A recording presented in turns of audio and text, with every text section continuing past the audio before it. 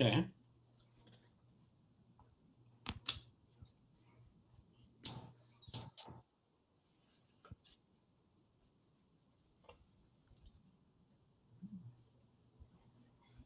Well, hey, Tales from the Dragon's Tavern is live.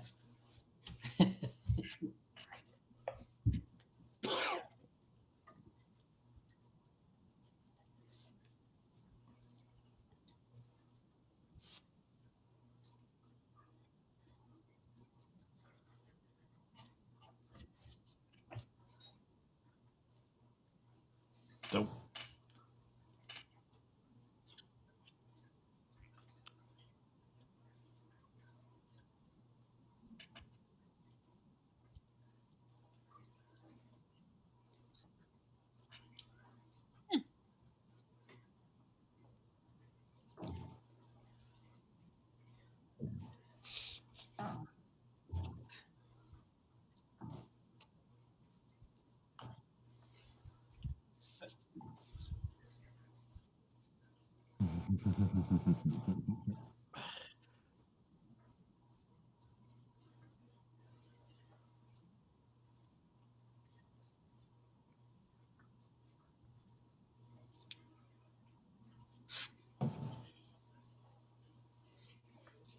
What is your favorite color?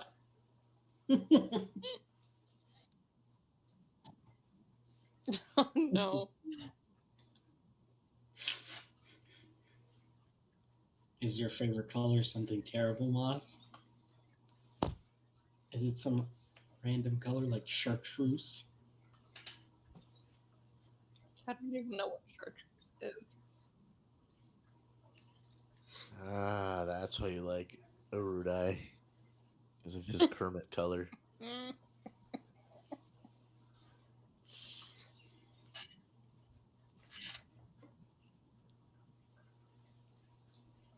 Wait, can Biggles hear us? He said blue. Wait, no. Yeah. Yeah, they all hear us. Good job. Boomering over Let's here. strike one for Oh, Rudai fucking boomer. Boomerang. don't let him know we can hear that. Or, wait. Oh, Mega's man. eating chips. Biggles just sneezed. Oh, this is great. Holy Look, cow, he's got a huge now. dong, everybody. Oh Now he god, says I don't not to want to see look. that. I can't believe he actually rolled a 100. I Oh, can't believe he man. waited until he was putting pants on to say, don't look.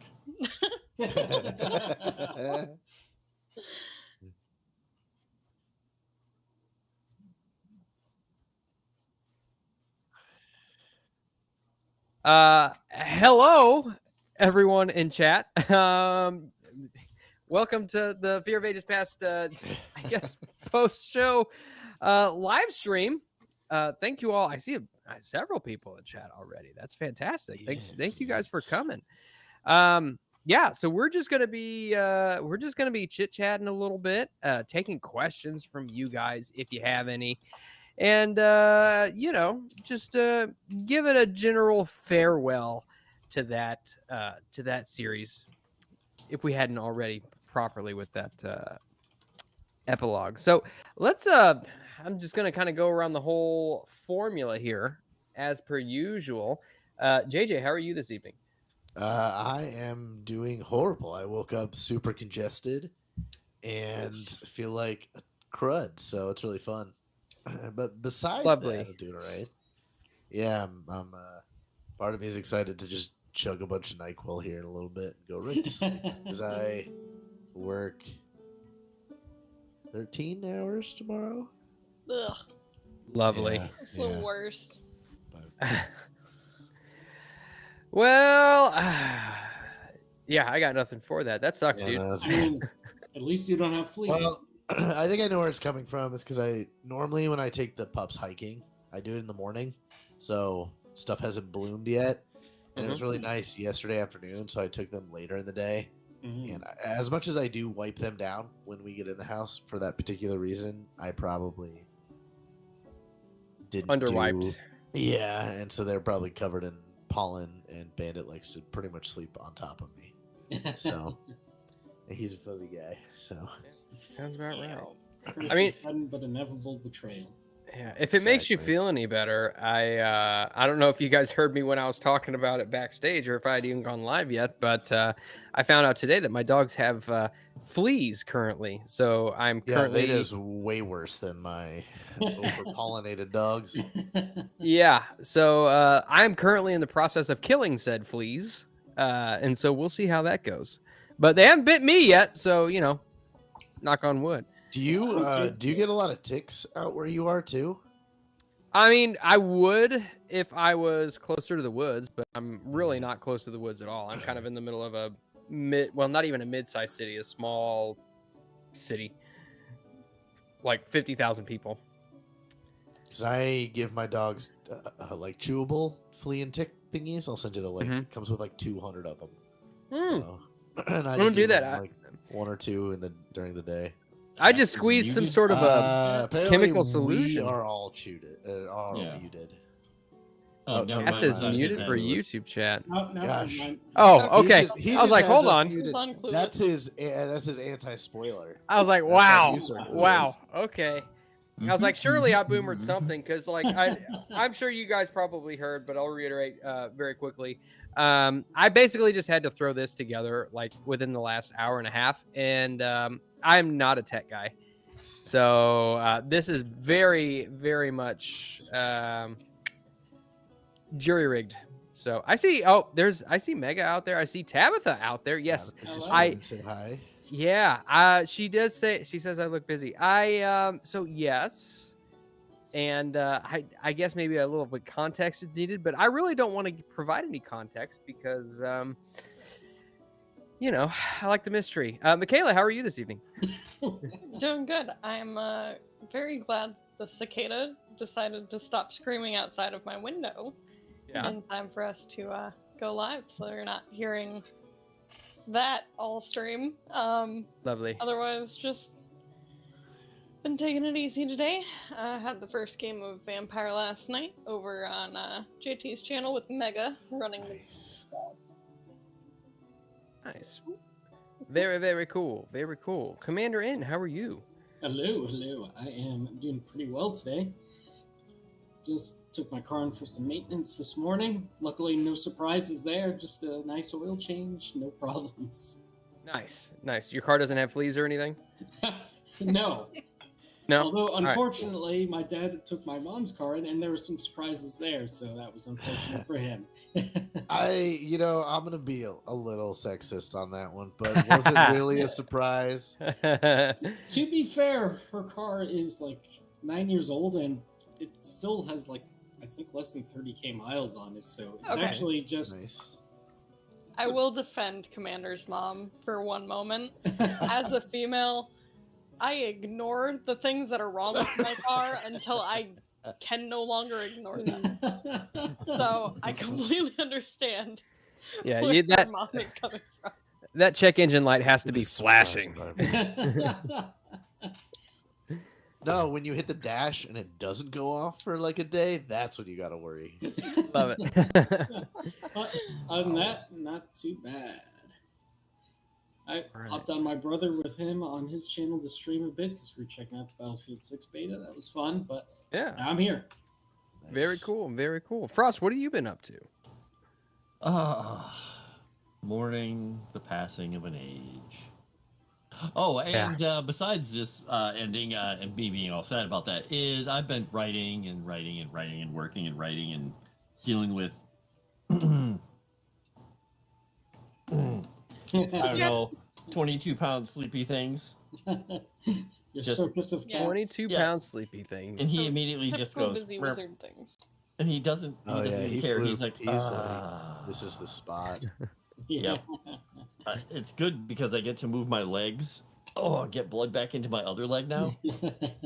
But yeah, I've been having a good time, just writing, doing stuff, and it's gonna be weird not playing Thrush.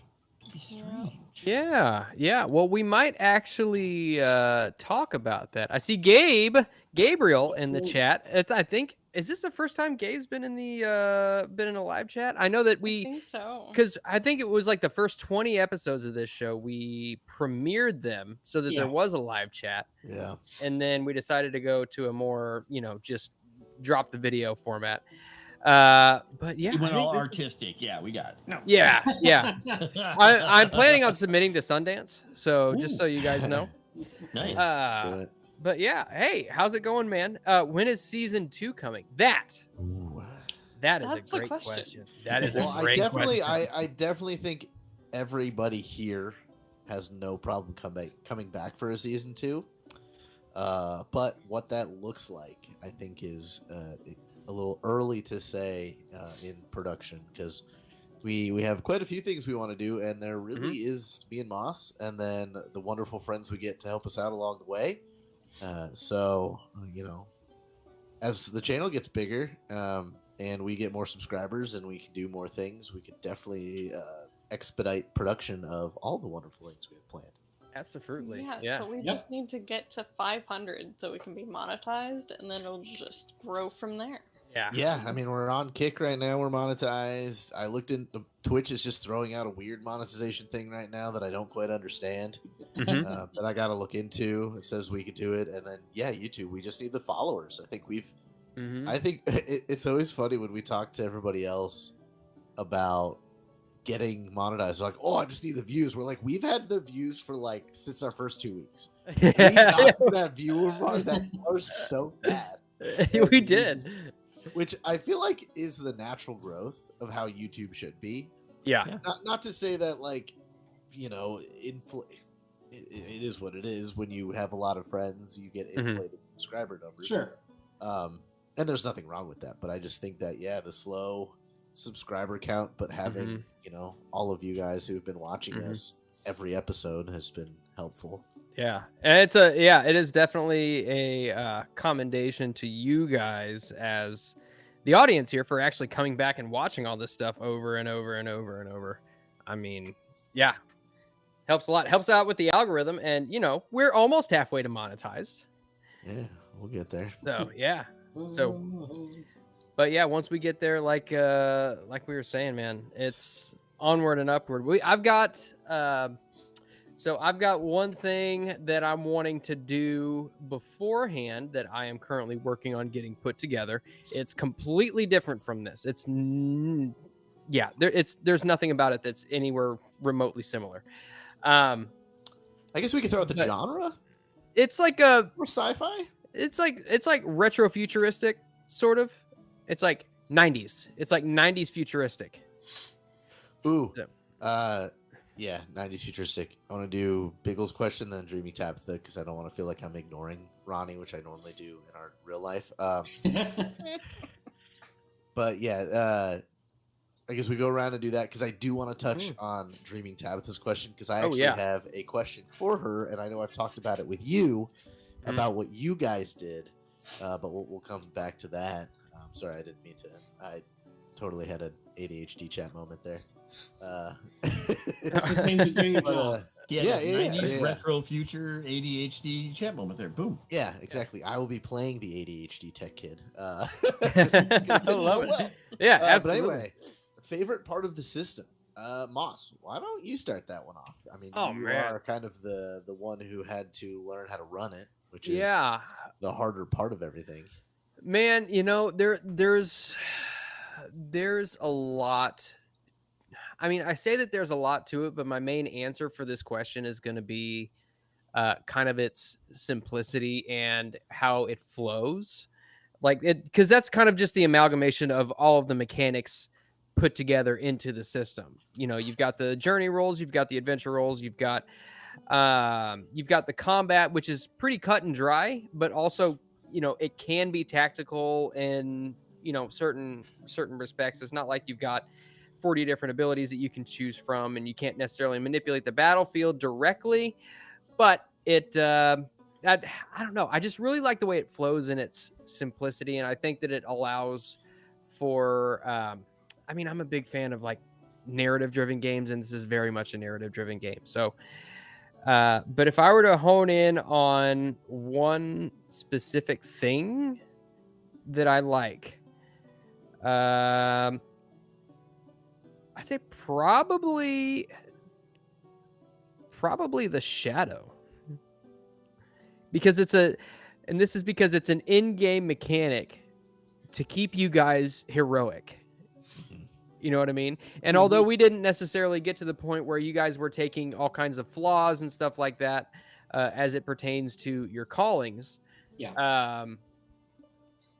it's still kind of like kept you guys in check. Like I remember specifically there was one instance where you guys were thinking like, well, why don't we just kill these bandits? Like, well, you could, but if you kill another human, considering that they might be considered redeemable, that is a misdeed, and you automatically gain shadow because it's murder if it's unprovoked. So if I were to say that's probably my favorite part, I would say. So JJ, what about you? Oh, I sort of really like the downtime. So I find that in traditional tabletop games, Dungeons and Dragons, Pathfinder, things like that, downtime is either complex, where you have to run it day to day. I'm gonna be a carpenter in my life and all this stuff, where this one sort of just said, hey, maybe your heroes are hurt, maybe your heroes are done with a mission, maybe it's Yule is a cool mechanic because it celebrate the new year and time actually passes, where I feel like a lot of games don't focus on the passing of time, and that's a big thing in Tolkien in general. Is the time passing, and I really like that because it just felt like it gave you time to grow your character into the next adventure, like with the it virtues, where I changed my virtues a few times throughout on certain things because of different things that had happened. Like I went to Mary and then I went to something else, and so it was like this allowed me to change small aspects of my character for me to role play with, and to remind me that I had changed in many ways. So I really liked the downtime in this. Yeah, that really is a cool part of it too. It's like a mechanical way for you to. They introduced a mechanical way to narratively say that your character sits back, rests, and reflects on what they've learned over the course of the adventure and improves upon themselves in that way. And there are things, writing the song or changing up your fellowship thing, and there are things you can do mechanically, which is really great too. Yeah, absolutely. Frost, what was your favorite part of the system? I'm going to pick out a weird one because as much as I loved all those things, I've worked with them and done them in other systems different ways, and I don't always have mechanics. I really enjoyed the way that if you got a hold of, like, I guess, what do they call them? Legendary or weapons? The famous weapons and armor? That you really got invested in that item, and it grew as you learned more about it, you researched it. I mean, it's a big step to say, well, this is what I'm doing for my part of this thing. It's a big chunk of your downtime, but you become so almost bonded to that item, because I play in a lot of games where people are like, they have a golf bag on their shoulder and they're like, what are we fighting? I need the flaming sword. Yeah. And the next round they're like, mace. Oh, wait, no, two-handed flail. Yes, that's what I wanted. And you're like, how many do you have in there? Yeah. Yes. Frost might remember this, but 3.5 had a book called Legacy Weapons, which was designed so you get your weapon before level 3, and that weapon grow. It was literally a how to build your, Shadow Blade, the Soul Stealer kind of thing. Like, it gave your weapon levels and skills, and you could progress it. I want to get a hold of that book again. Yeah, I ran a campaign for first edition back in the day when we did this, and we moved it into the later editions because each one of the characters ended up with they had an item. Some was a weapon, some was a piece of armor. One was called the Tidebreaker. It was basically a shield that as it went farther and farther and farther, he became the unmoving point in a battlefield. He was controlling the flow of an army at one point because of it. But when he started out with it, it was like it was a magical shield, and it had no bonus, nothing. All it did was act like a shield, but it gave an inspiration bonus. It was a totally a +0 shield that did stuff, and then eventually it became when he invested enough time and energy and everything into it to doing that. So this system having that where you're like, oh, I've learned that it's now fell, or it's the bane of orcs and trolls, or this thing can actually, kill the undead like crazily. It's like, that's so much fun. But anyway, long answer short, or short answer long. Yeah, I like that system a lot. Yeah, absolutely. Commander N, what was your favorite part? I really enjoyed how the system was straight. It was really elegant. Like, it was very simple in some ways, yet it had a lot of complexities in other ways. I feel like some people bemoan some systems because they've like dropped off too much, and I get like gotten rid of too many mechanics, and I get that. But at the same time, I'm also like, if I need a flowchart to understand what to do on my turn, that's not a great game either. So I felt good because a lot of the mechanics themselves were straightforward, but there was depth to what you actually could do. Like, if you roll this on your combat, you can do these special actions based on what you want to do, and they'll have different effects, or like different rolls, or other things like that. Yeah, and the fact that you could get those tangential actions changed around by an item, like you suddenly are like, hey, I have a thing that allows me to do this thing as a free action on my round. Yeah, exactly. Or a bonus action, and it takes that bonus action. It's like, oh, okay. I appreciate the system has both like a traditional HP system like endurance, but there's still also wounds too. Like, wait, I like having got wounded. Most of the battles, I just want a montage now of all the battles afterwards of Thrush like floating down the river unconscious, laying on the field unconscious, laying against the wall unconscious, and everybody's like, we won! And he's like, being dragged out of a tower. Yeah. But, I remember that fight well. That was a good fight. I enjoyed that a lot. But I enjoyed Savage Pathfinder, but sometimes it became like a slog because you just had to do so much just to inflict a wound to someone and shake and all this stuff. And it became just about draining resources. So I feel like having both HP and like a wound system makes it so things can be consequential, but they don't drag on if someone just can't get an injury on you. Yeah. And to that point, I do feel like we sort of got the sad end of Savage Worlds just because it was live because of all the bennies. Yeah. And then that's sort of what turned it into a resource thing. But even then, there were times where we would start a huge attack and you would roll 40 damage and all this stuff, and then it gets dropped to 5 wounds because that's max. That stuff. I was like, cool, but on the screen it says I did 8. The woof went off. How do you do that? The woof went off. Exactly. Yeah. I feel like it was just a good balance of little parts of different systems without getting so convoluted that you couldn't understand what's going on. Yeah, absolutely. And to play off of, because Gabriel says, as a high fantasy as this is, it seems much more grounded thanks to the fact the characters seem much more human and not all literal gods with an arsenal of uber gear. Yeah, I mean, that's true. Like, Estelong and Mythor were both very, very well. Not to mention Aranel's Archette bow, were very, very powerful weapons. But I mean, you get surrounded by a dozen goblins, and they start getting lucky shots in. I mean, that's all it takes, and that's one thing that I really, really do like about it, because you're not going to have the cleric or the paladin that's got a 24 armor class, or that's nigh unhittable by whatever enemies are in your level range. Well, I kind of got to that at the end. Well, you did, yeah. But there were still those instances where I would roll the random eyes, and that's why I always kept saying fishing for eyes, because that's what I mean. That's eventually what it becomes. But at the same time, if it ever got to a point where you guys were surrounded by a dozen, 2 dozen enemies, then that's a much different story than if you've got one big bad. Oh, absolutely. Especially if they're dogs. Yeah. The wolves are Moss's most successful enemy. I wonder what that wolf's name was. I don't know. I should probably figure that out. Michaela, did you have a favorite part of the system? Pretty much everything that everyone else has said. But I did like that it wasn't your typical like D&D session where like you go and fight and then you just go and spend all your money in the next town over to get healing potions and cool weapons and all the other like typical D&D stuff. Like we had to work for the weapons that we did get.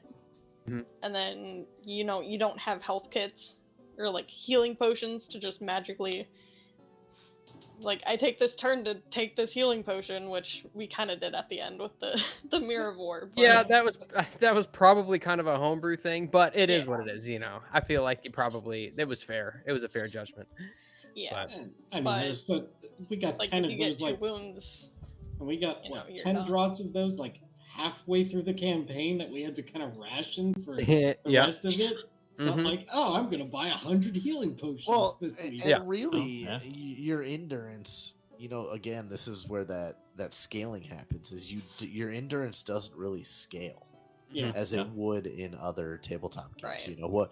What I think Larry or Thrush had the most at 23, and the big bad guy at the end was hitting for but even then the big bad guy was hitting for 30 points of damage. Yeah. Because I had 26 this Thrush because I got that one extra point. I'm like, wow, if we're gonna go any farther, I'm gonna take that. There is a virtue, or I think it's a common virtue, or whatever. You can increase it, and it increases either by 2 or increases by your valor or your wisdom score. Yeah, I think I had taken that one. I think by the end mine was like 28, 27. And that was just because I wanted to be able to carry so much stuff. Yeah, you were the heaviest loaded for sure. Yeah. All the Worked stuff. out in the end, though. Yeah, absolutely. And JJ, did you want to address Tabitha's question from earlier? Yes. On have you considered shorts introducing new people to how D&D games work, like me in parentheses? Well, Tabitha, I think that would be great. I think that me and Moss would probably prefer to do other tabletops other than Dungeons and Dragons and stuff, just because that's all over the place, like this system we used here.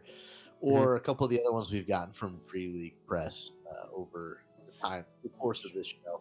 But also, if you want to learn how to play it, I was thinking maybe you and Moss did that challenge, the Monster Challenge thing, not too long ago, and you kind of created this Lara Croft really cool character, and Moss made this really amazing jungle dungeon, and I feel like we can teach you how to play some sort of tabletop role-playing game using that character and using Moss's awesome dungeon. That would be that's a great idea, actually. Yeah, definitely. Yeah, we should be in touch for sure. I think for some people, what's really daunting isn't even necessarily the rules. It's just like being comfortable with like improv and interacting with other people. And I don't think a lot of the content and tutorials necessarily tells people about that. They're just like, oh yeah, this is how you build a character, and maybe that's something you could look into doing. Yeah, there are some channels that do kind of dig into the more mental aspect of role-playing games, or more of the role-playing side of things, versus like, yeah, this is how you create a character, and things like that. And it could totally be something we look at in the future. And I know I've thought about doing just like without a tabletop system, how to create a character, or how to write a background or something like that. But oh yeah, definitely. There's a whole world of things we could cover. And maybe on that subject, we should kind of ask everyone how they came up with their characters. Yeah, that's a fantastic question. That's a great idea, Commander In. Why don't you start? Where did Larry come from? Well, it pretty much started with you telling me, I'm like, here's the system, here's the different people you can be. And at first I was like, oh, I'll just be some dude from Gondor. It's like, oh, well, we're further north. I'm like, okay. It's like Bree, all right, I can work with that. And I just thought, all right, I need a character who makes sense in the world. Like, someone who's been around the world enough to know the happenings around Eriador, but maybe isn't, like, say, book smart per se, hasn't learned all the history and stuff. But he's been around, he knows there's bandits and stuff around, and he gets his first-hand experience by it. I'm like, well, how does that happen? I'm like, well, traveling merchant makes sense to me. And it's like, a lot of times, especially in these kinds of fantasy-type worlds, or honestly, even like real medieval ages, what happened? Your father was a blacksmith, so you're a blacksmith, and your son will be a blacksmith. So I'm like, okay, his family probably want him to be a merchant, but he'd probably see all the suffering in the world firsthand and be like, I want to do something different because delivering goods to people, very important, makes their lives easier, but it's not necessarily the most tangible effect on the world. So I'm like, okay, he'll be the son of traveling merchants, but he's decided he wants to do something else with his life. And it just kind of worked out from there. And then I heard JJ was going to be a Hobbit from Bree, and I'm like, well, then we've probably interacted with before because it's not a super large town. And it worked from there, and that's why he was my fellowship focus, and we kind of sort of had a background with one another, and we JJ and I kind of learned to play off each other a bit with some dialogue. We're like, oh yes, we totally know each other from before. Right on. Oh, you know what? I had a question for you, as it pertained to that. But we never really went into like a terrible amount of detail about your family, other than like, Skilda and stuff. Had you fleshed out a whole lot about your family, about what they did and who they were? I had come up with names and ages. Like, he had a younger brother that was like 17. His parents were like mid to late 50s, and I had names for all of them. I've written it down somewhere. I can't remember now on the spot.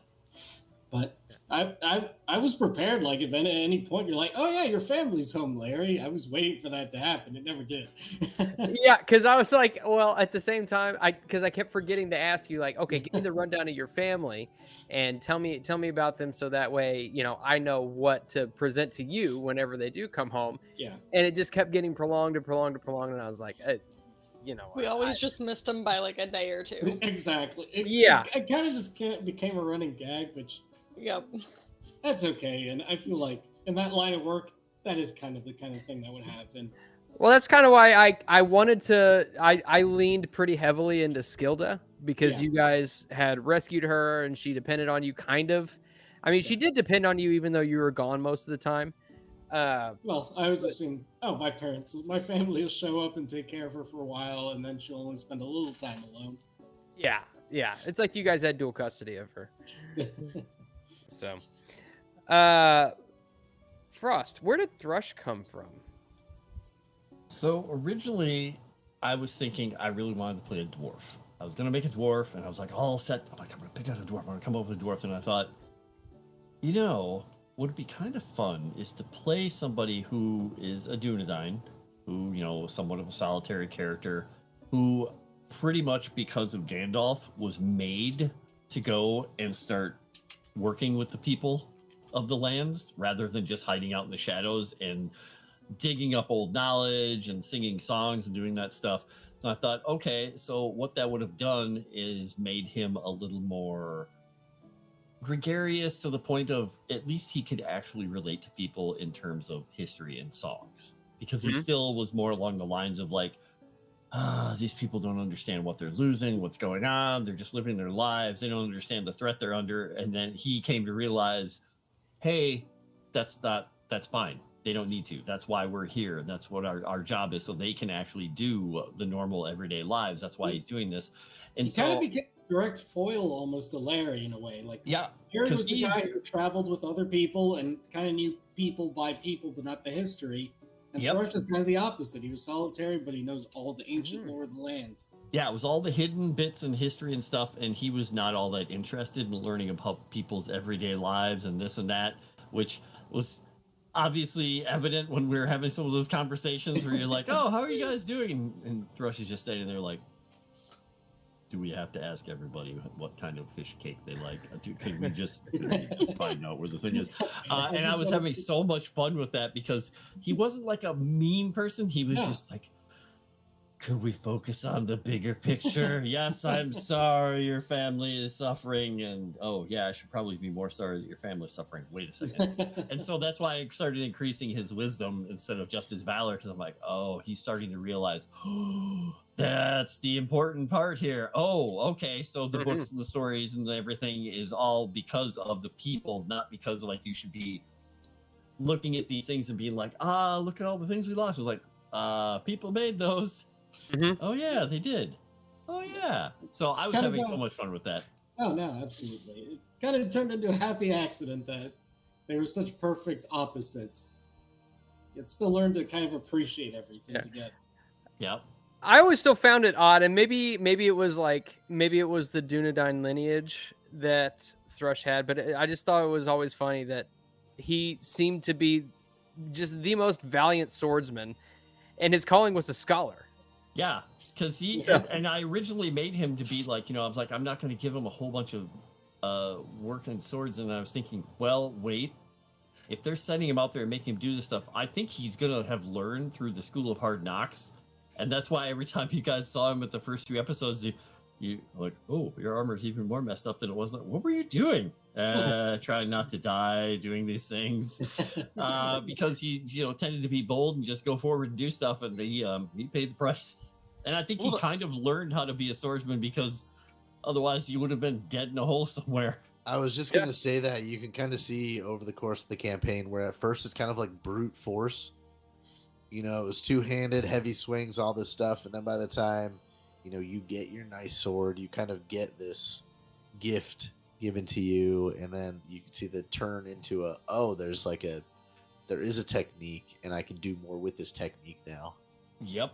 And even if I don't always follow the cool, hints about the riddles about what part to slop off of certain creatures and stuff. But, it's David. Who's Dave? That killed me. That and Frost's story from about the stomachs. Oh God. 4? High school. Yeah, definitely left that in the episode. I had to leave that in. I saw that. I was like, okay, I'm timestamping this because it's hilarious. Michaela, where did you draw inspiration for Aranel? You, Moth, you wrote the backstory. Oh yeah, I did. I I forgot about that. Yeah. I didn't pick really anything. When we were doing character creation stuff, I was kind of debating between an elf of Lindon and like a female dwarf, because that'd be pretty cool too. But I was just like, you know what? No, I want to be an elf. So did that, and then you ended up being probably the biggest pain in my side. I don't know, between you and Larry, I couldn't hit Larry, and you killed everybody that I had in one shot. Unless you made him fall asleep. Unless you fucking made me magically fall asleep, which that's where I think shortly after that is where she's stopped having to sleep naturally. So I was like, fuck you, I'm not sleeping anymore. Do you want to know a little bit of a fun little bit of trivia? So a little inside baseball, as it were. Had you not taken that virtue to where you didn't have to sleep, Snava would have tried to, by the way, spoilers, by the way, if you guys didn't already know, we're going to be spoiling probably pretty much all of the campaign. If anyone hasn't watched the entire season, just mute for a little bit. Yeah.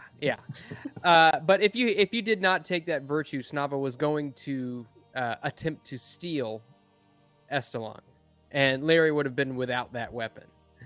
Nope. When you all were sitting in when you all were staying with Aya in her cottage, he was gonna try to take it, but you were just watching him the whole time, so he had no choice but to leave. I didn't trust that motherfucker. I was like, that would have made the scene later on a little bit funnier, as he's trying to run away with all of our stuff and just yeah, nice. So what you're saying is he was going to be a little loot goblin. Loot orc, I guess, but close enough. Close enough. They're semantically, I think they're pretty much the same. I think it's just basically who's talking about them. But JJ, where did Miragar come from? I just think my love for hobbits is where that started. I mean, why would you not? And then as we were talking about stuff, it didn't seem like anybody else was going to be playing a hobbit, and I just felt like you can't do something Lord of the Rings-esque without a hobbit. You have to have a hobbit. Yeah, and then you have the Shire Hobbits and the Bree Hobbits, and I was like, well, the Bree Hobbits are interesting because they're this offshoot. When you look at the Hobbit the book, or you go through read Lord of the Rings, that anybody who isn't from the Shire, and even most of the kid hobbits are seen as queer in the eyes of the adult hobbits and stuff like that. I'm like, well, yeah, any hobbit that leaves the Shire and goes on adventures would be seen like that. So that was kind of where I started, and then I didn't really want to have to dig into the background of a lot of the names and stuff like that. And I sort of didn't want my character necessarily directly connected to any of the canon characters. So I sort of made him his own little family, and his like a restart for the two-step name. Yeah, I really appreciated that because it kind of took the burden off of me to like connect you with the mayor of Mickeldelving or the Tooks or the Brandy. Obviously he's like a third cousin to Adelar, but we don't talk about that. Yeah, nobody would admit part it. of his family tree just never gets written. He doesn't write that; it just stops at one point. Right. Or there's just it's like the Sirius Black House in Harry Potter. It just doesn't exist. Yeah. It's just a little burn dot. So I that does beg the question, though. I am curious. Why did he decide to go back and settle in the Shire then? I think Bilbo would have been his inspiration for that, and the fact that, well, out of all of the party members, I think he kind of got the most traumatic experiences have happened to him. Yep. So I think a nice shiny hobbit hole and peaceful little Shire town was just kind of the best retirement he could fathom. That's why he's also like on the edge of town, because he doesn't want to wake everyone up with his PTSD screams. Well, it's that he's far enough away from town too that he probably goes out and wanders. It mentions in the Fellowship of the Ring where Frodo and Bilbo were known to just go wandering for days, really, around the Shire and all of the kind of surrounding areas. And I think that is something Miragar does too. So being able to be on the edge of town allows him to just do that more freely. Because that the Bilbo flaunts everything he got, and Miragar probably doesn't in the same regard. He doesn't throw the lavish parties. He goes to all of them. So he's probably got more of a mystery surrounding him than Bilbo does, where, he comes back. This guy bought this house a year ago, and he planted this weird looking crazy tree, and then comes back and is losing an arm. And it's just this polar bear shows up to his house every week or two with this. He's got all these big folk visiting all the time. Somehow he married this pretty hobbit girl. What the hell? What is this guy doing? Yeah, somehow you turned out to be more of a queer hobbit than Bilbo Baggins did. Right. To be fair, I guess he got a head start because he was from Bree, so. Yeah. Maybe. Well, it seems to me like the hobbits seem to build off of the inspiration that the previous hobbits set before them. So like Bilbo went all the way to the Lonely Mountain and witnessed a dragon being killed over Lake Town, and then witnessed the Battle of Five Armies if he hadn't gotten knocked out. And then Frodo treks all the way to Mordor and destroys a magic ring, which spoiler alert, has the spirit of Sauron in it. So, I'd say they kind of tend to one up each other. Yeah. Yeah, the ones who go out, they're like, I'm gonna do it bigger than that guy. And that's why Miragar doesn't say anything. Well, I was gonna say, if you throw Miragar into the mix, I think he's a good in between. Because the scale of his adventure doesn't quite have the repercussions that the other two have, but he fought a dragon.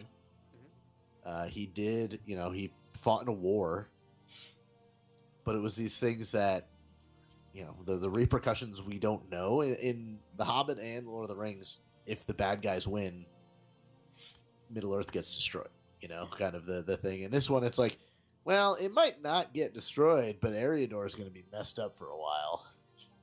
I mean, definitely there's a tangible benefit considering the nightmares caused actual suicides. So, Yeah.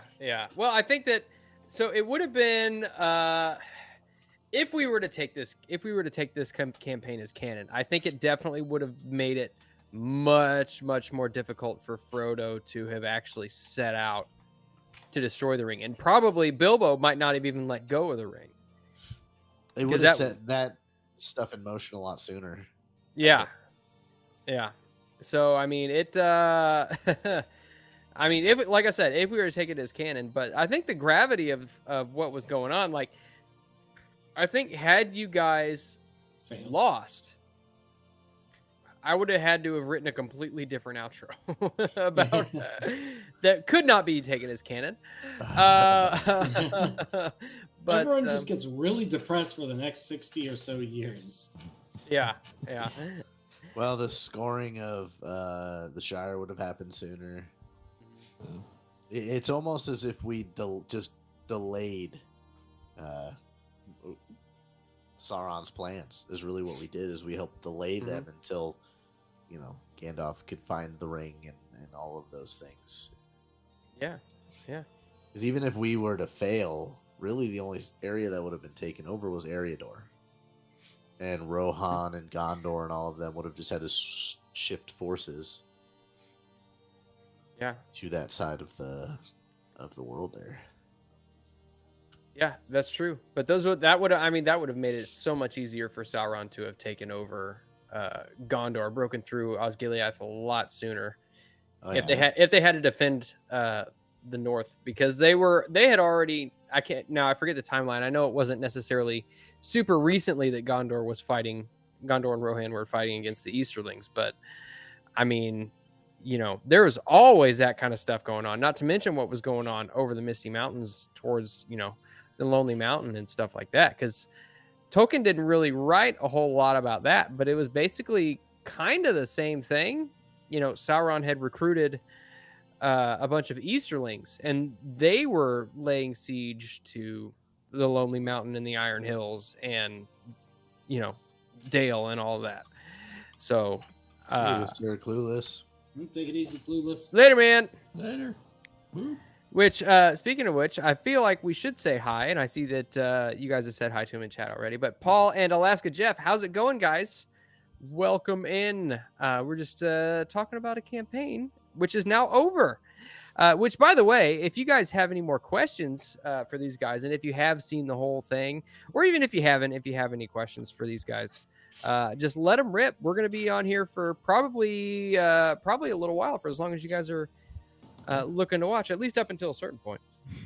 And looking at YouTube chat, Gabe has been kind of saying, this is why he has liked this campaign, because sometimes, the live shows can tend towards a little more humor or a little more of the cringy side of things, and that's kind of what we went out to do with this pre-recorded idea, was to be able to focus a little bit more on the story and the narrative, and even dig a little bit deeper into the mechanics if we had to, just depending on what system we were playing.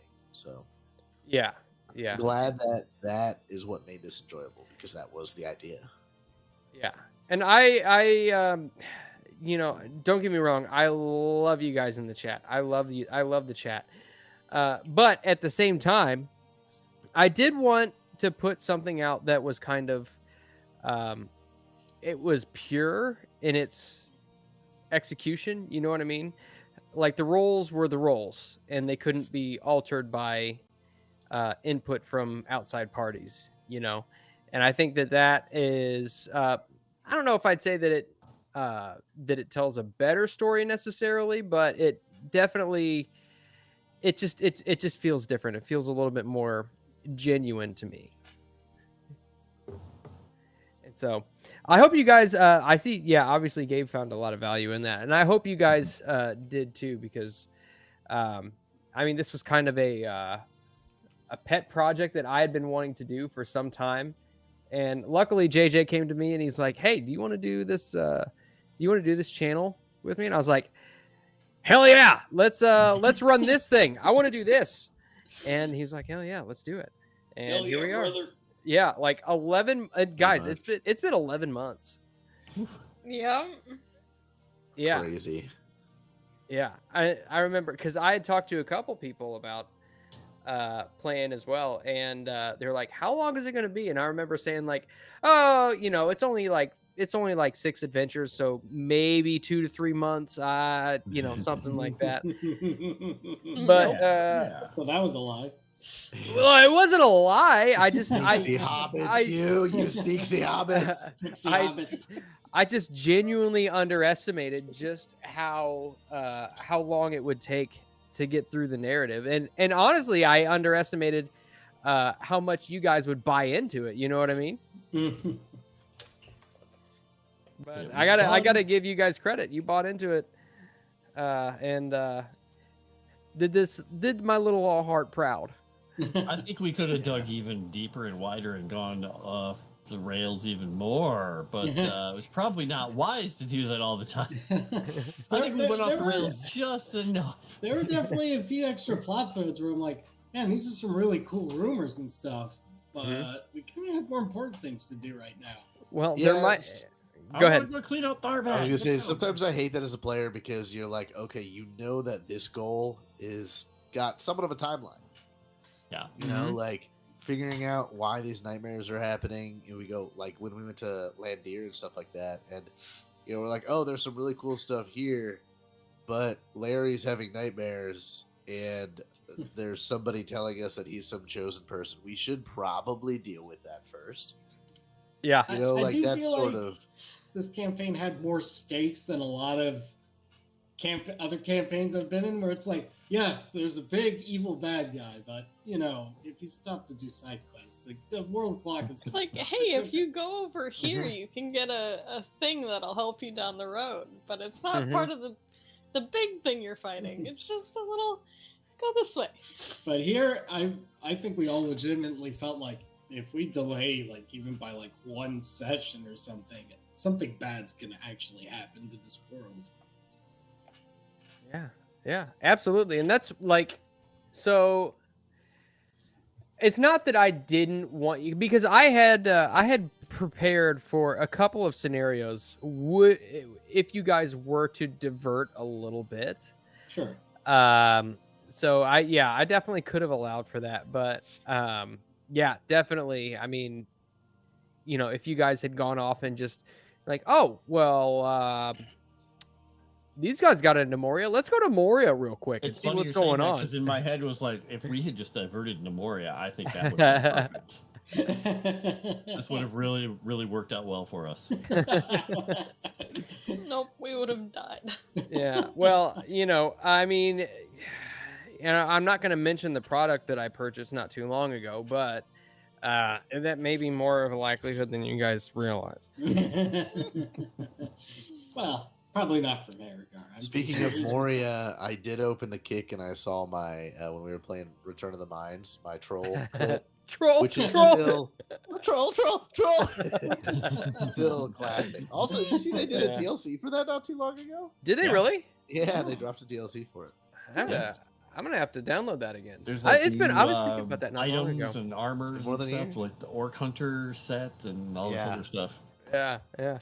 Yeah, Dave actually on the kick side, he says, yeah, just spending 2 hours talking about a dream is fun as a player, but not often done on streams. Yeah. Well, and that's another thing that I wanted to make sure that we could do, if anybody wanted to kind of expand on that kind of thing. And then obviously, the magic of editing. I could edit out my numerous ahs, and forgetfulness of the rules, and present it to you in a relatively succinct 1.5 to 2 hour format. I mean, I guess the average, I probably only cut off like 15 to 20 minutes, maybe half an hour in some cases. So it's not like you guys, it's not like I edited out anything that was important to the story. No, most sure. of that was, yeah. Hey, wait, I thought the rule worked this way. No, maybe it works this way. Yeah. Thinking about. Man, the number of times that I edited out literally half a second in there, like if there was a pause in the audio that seemed just a little bit too long, I was like, nope, got to trim it down. Trim it down to where it feels natural. So, which is why it took me so doggone long to actually edit these things. But Well, and you I know. felt like as we progressed, I mean, you probably did more editing in the earlier episodes for sure, as we kind of as a cast too found our stride. Yeah. Oh yeah. Yeah, because Yeah. I feel like a lot of the earlier episodes were a lot of like, wait, how did that thing work again? And like Yes. having to dig through the book and just like, oh, that's how it is. Okay. Because it Honestly, definitely took a little bit to even get up to the last battle, I did a combat action we'd never done before, and I was like, "Does it work this way?" And Moss is like, "I have no idea if it works this way. No one's ever done that before." A little behind the scenes, Moss literally had to get up and walk away because he was like, I need to think this through. I did. Do you have any idea how many times I wish I could do that on Call of Cthulhu? Like, I just need to. I think it'd be Hold on. hilarious if you did that on Call of Cthulhu. You were like, we need to take 5. And you look at your players and be like, you entertain chat for 5 minutes because F you guys. You just did a thing Yeah. that I never thought was possible in this system, and now I have to look through Yeah. the entire thing. Yeah, because I was like, well, I'm not sure how it works, but I like the idea, so I want to make sure that I can make it work within the rules. Yeah. So, but that was a really cool idea, and I like to say yes to things, Sure. but you know, I also like for it to make sense. Oh, absolutely. But yeah. Oh yeah, Alaska Jeff. I still need to get in on a D&D game someday. Yeah, absolutely, you should. Gabe says I would not have minded if you guys would have explored the world more. That said, focusing like you did made perfect sense, and it was still a lot of a great story to listen to. Yeah, well, we Yeah. appreciate that. Yeah. That, Gabe. And I think we all wanted to explore more too. mhm. We're And like, oh, where's that black ship? We should go check that out. yeah, and I think so. And I guess I can allow a little bit of input from the chat too, and what they might like to see in kind of a The One Ring Second Edition Season 2 type deal. But I'm kind of thinking, you know, maybe playing it a little bit more. Well, I don't know how well playing it loose would play in this system, but we can give it a shot. There obviously there's got to be an overall narrative, but it doesn't necessarily have to be so, you know, time Maybe constrained. Yeah, maybe something that doesn't have a time crunch. It's like, yeah, we should probably worry about this, but if we divert a bit, it's not going to immediately cause the end of civilization. Yeah, Right. I don't know how the Moria book is set up for it, but yeah, maybe just a kind of video game-esque sort of when the players achieve these things now know about it. You know, versus you have 1 week to get to the middle of Moria before it collapses and the Belrug is released upon Middle Earth kind of thing. More of a, you're going in there, you don't know what to find, and as you find things, things find you. Yeah, and what's really cool, so spoiler alert, that is the purchase that I made earlier. So that book is actually set up in. I haven't read the whole thing all the way through, but I really enjoy its construction because it's not an adventure book necessarily. It is a series of locations and descriptions, and a lot of like potential plot hooks. What are you doing on the couch? What do you I'm think? scratching my face, Dad. So I guess more She than literally never gets up on the couch. And now, you know, I told you that my dogs have fleas, right? Yeah, she decides to get up on the couch today. What is going on? we must spread the fleas. Yeah, no kidding. There's no fleas up here, right? Yeah. Good So I mean, Lord. it sounds like the Moria module or whatever you want to call it is more like almost like a blueprint to things as opposed to here's the thing to follow. More just like a setting guide. Yeah, Yeah, which is actually really cool because some of the stuff that I was reading yeah. was it actually has tie-ins to the campaign we just finished. Okay, that's pretty cool. So there is pretty cool stuff, and part of me wishes that I had gotten it beforehand, so maybe I could have tied it in. But I think it'll also be really cool if you guys say if the chat does want to see a Moria campaign or a campaign that has portions of Moria in it. if you guys just happen to stumble upon something that has reverberated thanks to stuff that happened in the previous campaign, I think that'd be pretty cool. I've already got some stuff cooking in the old noggin, in the old noodle, as to what the kind of whole overarching plot line might be, but it needs a little bit more time in the oven, and I think that kind of switching settings for a short campaign, it's going to be a lot shorter than this one. I'll tell you that much. Like 2 to 3 months, maybe. Yeah, 2 to 3 months, give or take. No, I'm genuinely hoping that it's like 12 episodes. But given the nature of what it is, I mean, I don't know. It could expand into something just unforeseeable. Did you stumble upon one of the lesser rings? One of us, actually, a couple of us did, right? I guess technically Thrush encountered one because of his new friend, assuming that's what that was. That's what I interpreted as. It's a lesser ring, yeah. It's not. So it's not like one of the 3 that the elves got, or the 7 that the dwarves got, or the 9 that the men got. But it is because Miragar got a ring. Yeah. Did anybody else get a? No. Yeah, Commander In, you got a ring. Yeah, there were a few. Oh yeah, the one with the stealth benefits. Yeah. Mm-hmm. Yeah, you got it from Banion. Yeah.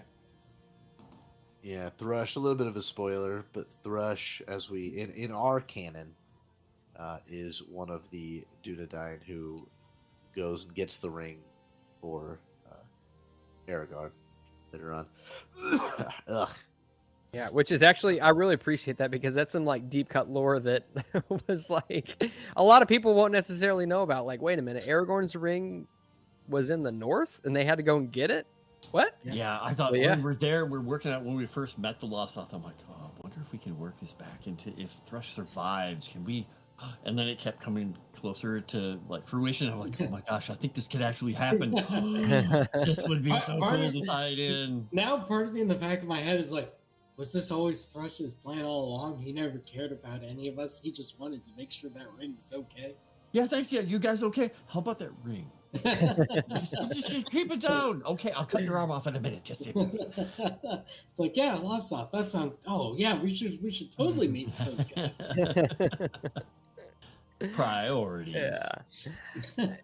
And I think it was very cool that just the way things worked out, we got to do that. Yeah, it was a very natural thing for Dunedain would probably check in on that. One who knew about it. Yeah, that's where a lot of that scholarly part of Thrush comes from. Because I feel like if it was any other one, probably just would have been passed over until he goes. He goes to a meeting or whatever. And he's like, "Yeah, we did this. They're like, "Did you get this thing?" And he's like, "What thing? The what now?" What? I'm sorry. I mean, it was real cold there. But... Yeah, you know the people that you traveled several weeks to go and see. Yeah, you're gonna have to go back. Alone this time, probably. I'm a ranger. I hate walking. Oh wait, no, never mind. Oh, Darth Dave redeemed a hydration. I don't have a water next to me, but I do have a beer, so I'll hydrate myself with that. Hydrate. He also ordered a hand check. A hand check a long time ago. I was the only one that did it. I was like, oh hey, yeah. But I didn't just a second, I gotta do a hand check. It says how out of the loop on Kick I am. I'm like, we have channel points? I don't even know what a hand check was, I'll be honest. The redemption on Kick, sometimes they don't show up very well. And then people will be like, by the way, I redeemed a thing on Kick on my streams. I'm like, oh? What was it? Oh, I'm supposed to take my glasses off. Oops, sorry. I could put Moss's Lord of the Rings knowledge to the test. What's that? Schmeagle quote. Ooh, okay. Oh man, what's a good one? My precious. It's my birthday? No. Too easy. That is a little bit easy. Oh man. Let's see. Hey, no cheating. Is it cheating? You're putting me on the spot here. Come on, Moss. You gotta improvise. Clever hobbits to climb so high. There you go. How's that? Fair enough. Cold be hot and hand and burning, cold be travelers far from home. Which is actually a misallocated quote, by the way, in the films, if you didn't know that. Just Andy circusing. Well, it's actually it's a cool place to put it in the movies, but that's actually so. When Frodo, Merry, Pippin, and Sam all go into the Barrow Downs, that is the song that the Barrow-wights are singing that basically puts them into a trance. Mm. Cold be heart and hand and bone, and cold be travelers. They did that in a few spots in the movie, just to for people who are Lord of the Rings nerds. And bring up the oh god, why can't I think of his name? The DiCaprio scene. That, yeah, it's like. There you go. I can't whistle. Yep. Yep. But Oh, I yeah, thought there was the glasses off one. Oh god.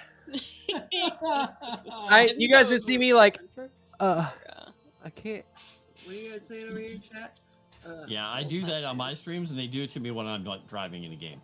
So that begs the question: are you bad at driving in video games, or is it that they make you take off your glasses? Oh, I'm bad at driving in video games because I have zero sense of self-preservation because it's just a game, and I'm like, let's go over here! Woo! Oh, that was a cliff.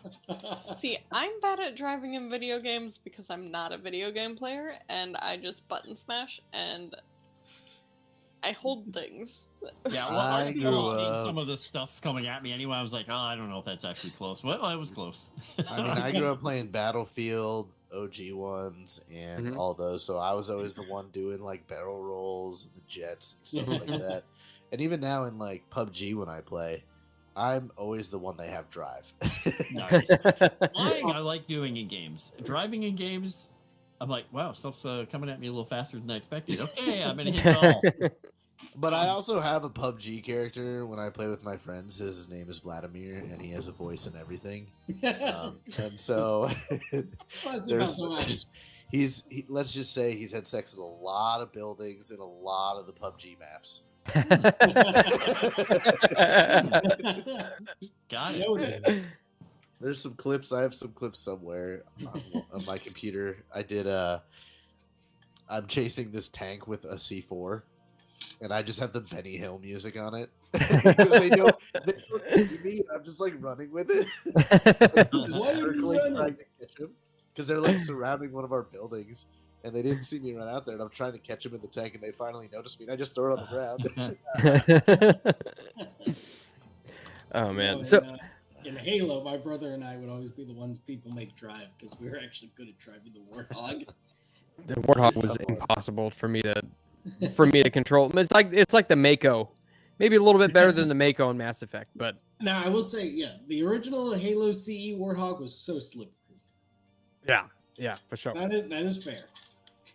And hilarious little fun fact, just because of the physics of the game, you could turn the tires on it, and if they touch them, it would count as running them over. My brother and I learned that very quickly. Wow. So I do have a question for you guys. Was there any particular adventure that stuck out to you guys above the other ones? For me, I think both going to the Isle of the Mother, just because that's such a far off and remote place for any of us. Mm-hmm. Like, I don't think in our backstories any of us had ever gone sailing anywhere ever, really. Mm-hmm. So it was, and a little while back we had just had a bad experience with boats, small boats on a lake. So I was like, I guess we're doing this. It can't get any worse, right? And there's just so much deep lore with Tol Morwen and all that. Yeah, I'm a big fan of that whole series because that was the deep holes in the lore was a lot of fun for me in particular. I really enjoyed that a lot. That was fun stuff. Weirdly enough, I I love the Battle of Rastareg and everything leading up to it, and the Oh, Golden yeah. Veil and everything. But one of the things that is still stuck with me so much is our first little foray into where Nelly and everyone was. It was Yeah. just such a like,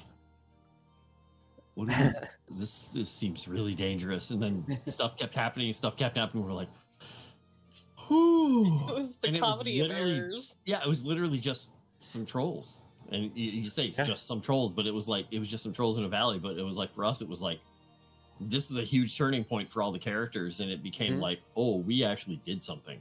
Oh, yeah. Okay. Well, that was going to be mine too, was kind of that first adventure, because we very quickly figured out how poison works and wounds work. And then at that point, we were like, oh, these goblins messed us up. Now we have to fight trolls. Oh, this is bad.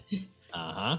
That point forward, kill the goblin archers first. And that, set into course so many other events for this adventure that I just, that is probably my favorite, followed by my really cool idea that didn't work, which was shoot this flaming arrow into the fake wizard rope to blow up all the fireworks. Because if that would have worked, that would have been so cool. That Hey, would have. Thrush can attest to the fact that fireworks, when they hit you, they do a lot of damage and they hurt. His burned up cloak and armor and everything. It's like, yep, when it works, it works. That might have been, oh man, I don't know if I could really pick between any of the adventures. I love that adventure though, which seems like it's completely unrelated, but the one where you go to the Feral Homestead and then clear the bandits out of that watchtower, I just love that. The dogs and the meat and all that stuff. It was like, wait, what are they doing? What's going on? Yeah. And I just like, probably my favorite part of that whole, and this isn't me trying to pat myself on the back, but like whenever you guys went into the watchtower and we're just like, Hamfast, it's time to go. Your mother's asking after you. And all the other bandits were just like, oh, your mother's asking after you. Is she? Oh, mama's boy. Yeah. I loved that so much. And plus, I think that one might have been. Oh man, I don't know. That was the closest battle up until that point. Yeah. Until the final battle. Yeah. Yeah, because with that one, I think that's the only time we ever retreated from battle. Mhm. Aside from when Orthel sacrificed herself for us. Yeah. Michaela, what was your favorite adventure? I don't know. Like, I loved them all. Like, the Isle of the Mother definitely stands out a bit because it was just so miserable and we were all fatigued and it was just this dark, gloomy, like, gross place. And, like, we were going in search of this mysterious weapon that we didn't even know if it was worth it, and like trying to find Egel's daughter. Yeah. And like we were determined to find her and get her off of that island, but it was just like it was very daunting. One bad roll thing there, and we would have was that canyon that we couldn't really see. Yeah, we almost lost if I wouldn't have been able to know that canyon was there, we would have been screwed. That would have been a problem. Yeah. Just hear like the Wilhelm campaign ends. So like that one was definitely very intense for a different purpose. Yeah. It had a lot of different things going on at once. Mm-hmm. Yeah. Like Rathsoreg was also kind of intense. Yeah. It was just like we thought we were done, and then the second wave came in. And it was like, son of a bitch, stop throwing goblins at me. Boss, I have a question. Yes. Big bad. From what she just said, for Rathsoreg, if we had not taken the knives and things, the dark tokens from that room, would that fight have been even harder? Probably. Yep. Okay. All right. Yep. I was like, oh, good. So it did matter. I was like, I'm hoping that really did mess things up a bit for them, because I'm like, that was such a nice thing to have happened in that situation. I was like, oh, I think we actually took something from them that was important. This is good. Mm-hmm. Yeah, we were just like sneaking around. It's like, this is interesting. That looks important. Let's take that. Yep. I also Take really 2. loved that Strider mode adventure where we got to go kill all the wolves and hunt down Ash. I'm still not 100% clear on how to use those tables, but No, just we need played to. it wrong, but it was fun.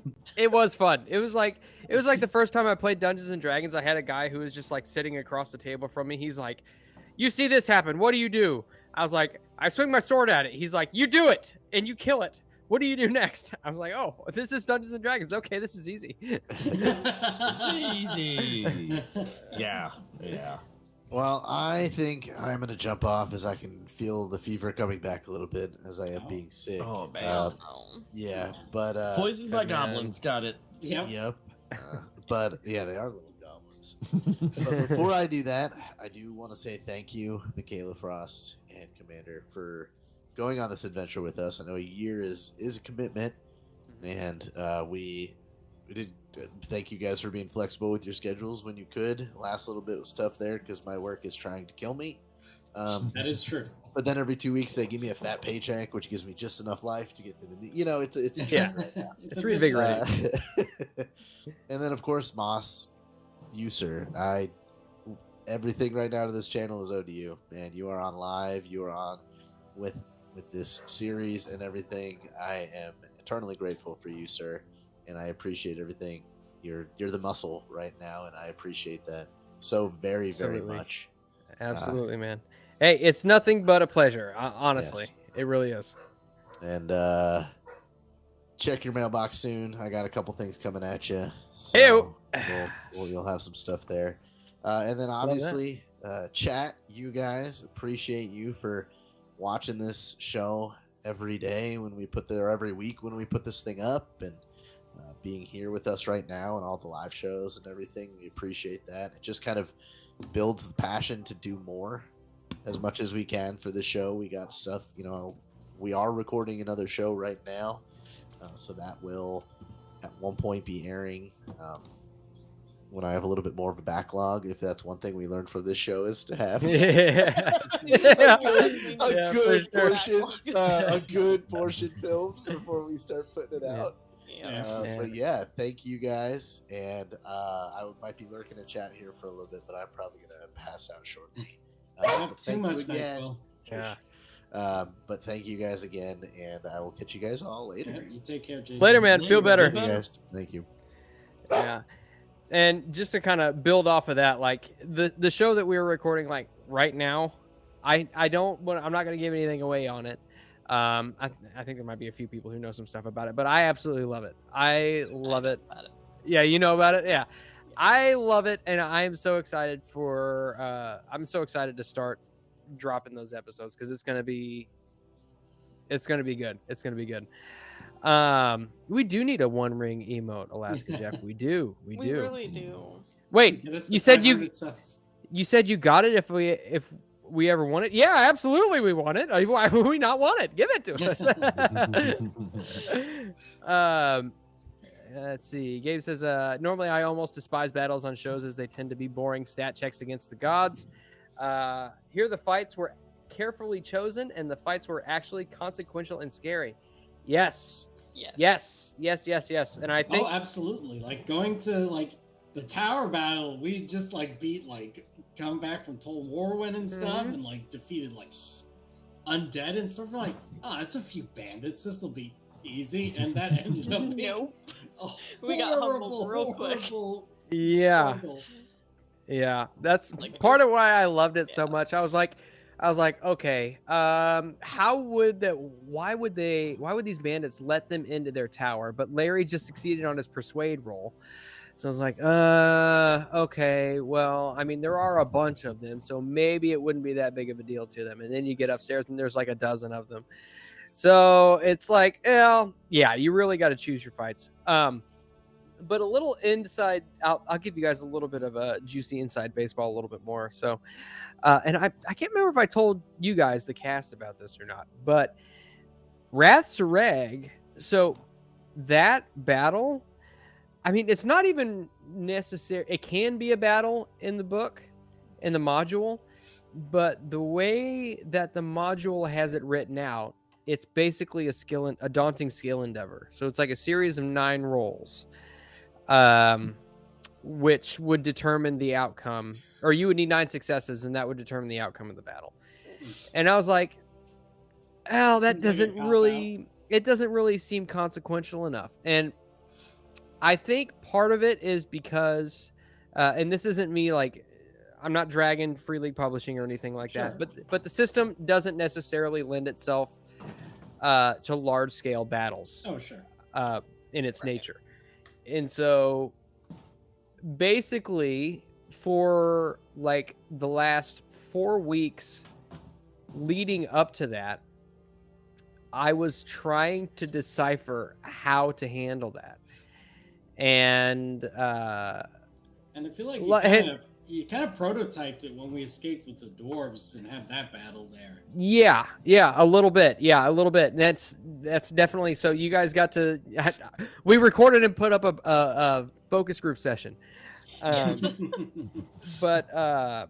that was where was I going with that? Well, it was basically a kind of a homebrew thing, because I didn't know exactly what you were going to do, because it can allow for, if you guys just stealth in, you could sneak into the fort and you could steal all these things and you could free these guys without actually being seen, or just run away if you are seen. Or you could, it did mention that there was a possibility of potentially maybe recruiting dwarves and going out there with a couple dozen of them and taking the fort.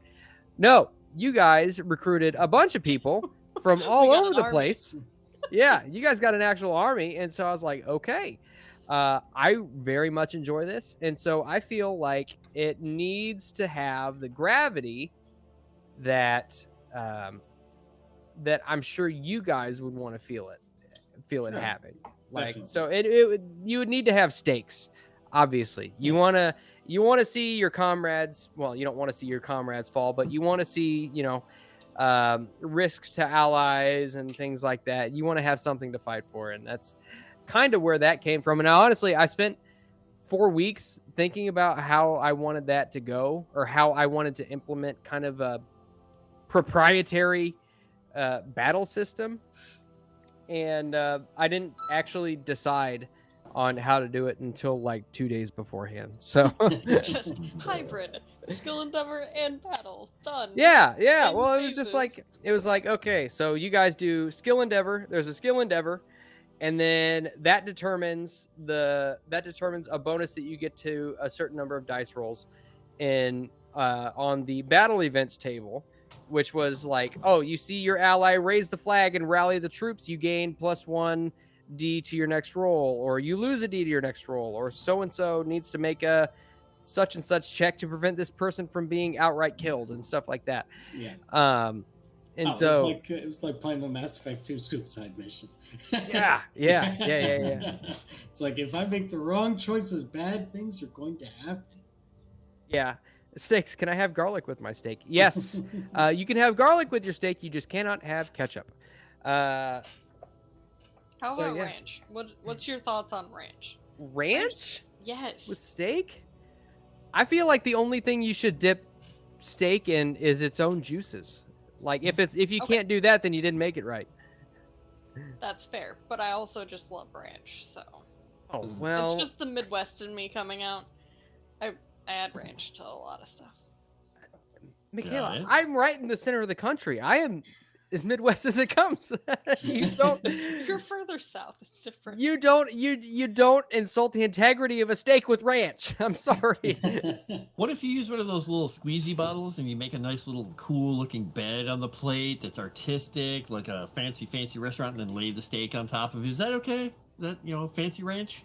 Okay, fancy ranch is fine. How about slices of mayo? I just kidding. No. So if you, but I will say this though. So there's this page on Facebook. This guy all he does is dry age steaks. He just ages steaks. Yeah. But if you were to take a steak and age it in ranch, I would eat it. would definitely eat it. So because Interesting. ranch does taste good. It does taste good. Okay. I'm just willing to admit that it doesn't necessarily belong on everything, you know? Not everything, just most things. She's sipping on a ranch milkshake right now. Yeah, she put ranch on her. She put ranch on her pizza. And it's not I really do a put ranch ranch on milkshake. pizza. It's literally just It's really a good. cup of ranch with a straw in it. I don't drink straight ranch, okay? I do draw a line at some point. Okay, all right, okay. So she's got boundaries. Got it. That reminds me of this episode of The Office where Jim and Dwight walk into the break room and Michael's just sitting there with like a Tupperware bowl full of what looks like ice cream.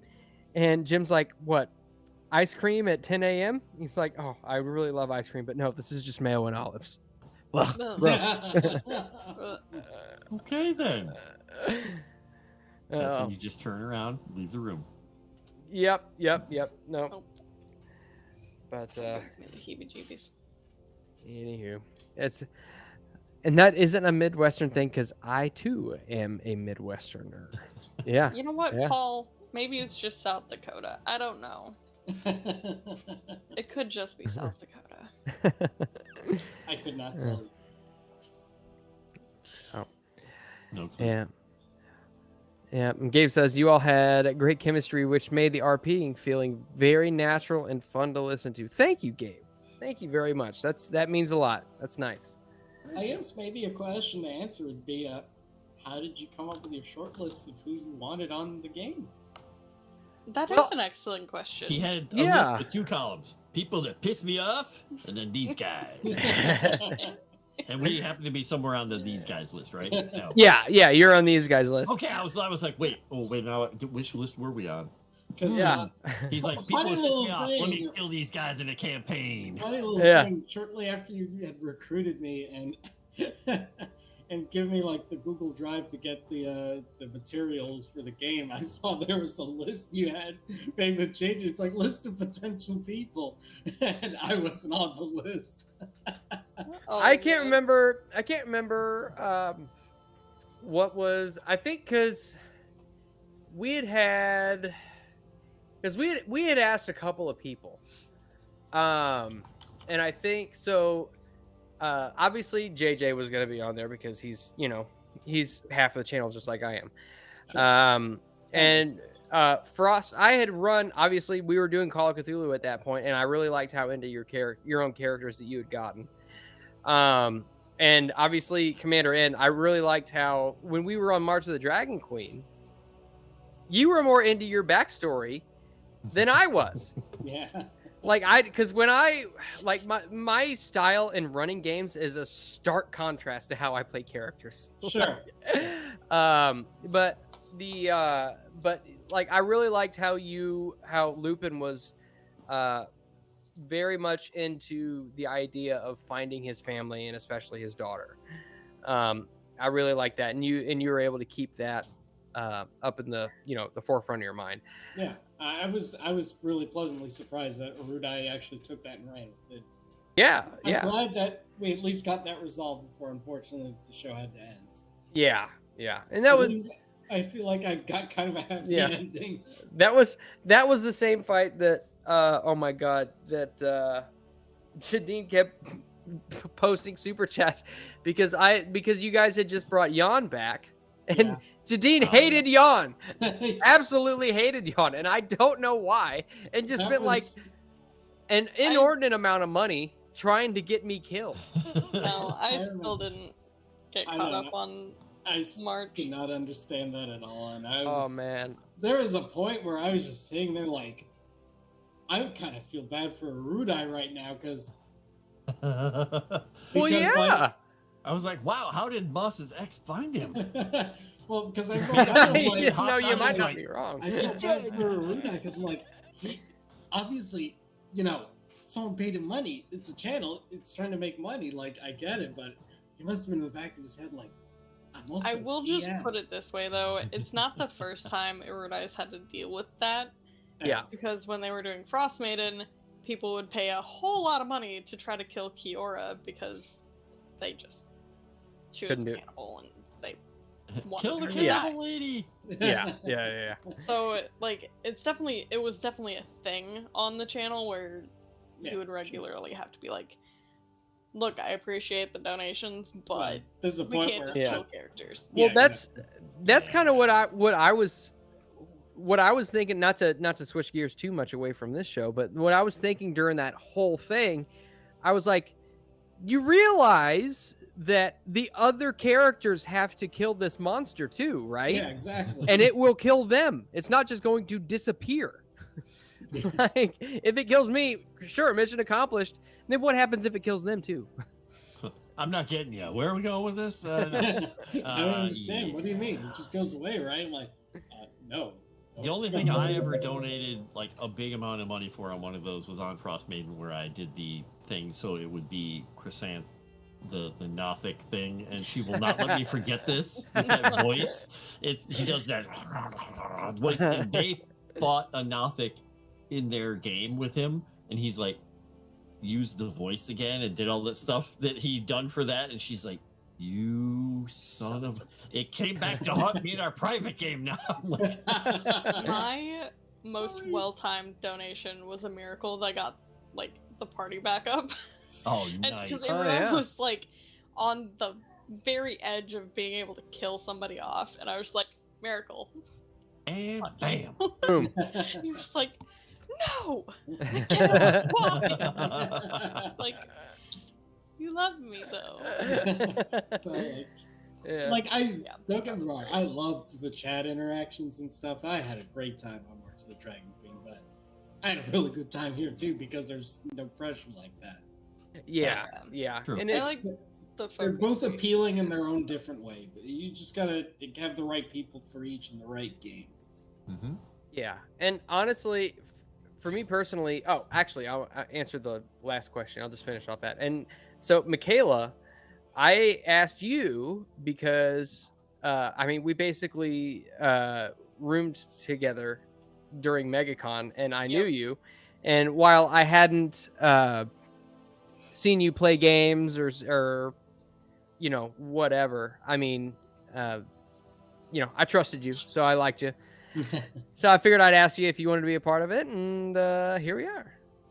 Yep. So- And now I'm like real close to just getting a whole like quarter sleeve. So Yeah, that. So I don't know if I ever put those discussions in any of the episodes, but chat, I have to think you tell did. you, yeah, my heart is incredibly warmed that you're just like, yeah, I'm gonna get this thing permanently tattooed on me. yep. From this 11-month experience. So that actually is that's quite the compliment. You have no idea. Yeah, I mean, to be fair, a pregnancy lasts 9 months. This is 11 months. Like it This is started with probably- a simple Sharpie Yep. and runes on the back of the hands, and then it Yeah. just And And then they middle fingers. there turned was into a whole ass tattoo. there was something about that though, because you summoned Gandalf to your aid all the time. Yeah, because I think the first time I did it was when I rolled all of those Gandalf runes. Yeah. Speaking to Lit, And it was Aranel like call I had for rolled aid. as many or more than everyone else combined that entire episode. Was Yeah. was that the episode of Wolves and Wizardly Runes? Yes. That was, yeah. Yep. Yep. That was 100% it. Yeah, My that fight gosh. was ridiculous. And then come to think about it, so you had what was it, five or six wolves in that fight, and then at Rathsareg it was one that almost brought you to your One. knees. Yeah. It was the ultimate wolf. Yeah, The other two, I think were there like 2 or 3 wolves in that fight, and the other ones went down easy, and then that And one then that one just was Yeah. stubborn. we couldn't get. yeah, you guys picked them off pretty Thrush. quickly. Yeah. Yeah, well, because there was a cave troll that was on Commander N, and then you had Holtmar mini-handed who was on I think Frost, and then Miragar, yeah. yeah, Frost and Miragar, and then there was a couple other orcs, Daniel. and then there was this and then there was this orc or this wolf who was just like, you know what, leaping in and out of battle, just tagging Yep. Aranel, tagging Thrush. I was just Oh, sitting there man. tanking a troll. Like, I don't know how this hasn't killed me yet. I mean, yeah, I don't know, was but fully expecting him to hit you into the well. yeah. Yeah, the poor well, the poor well.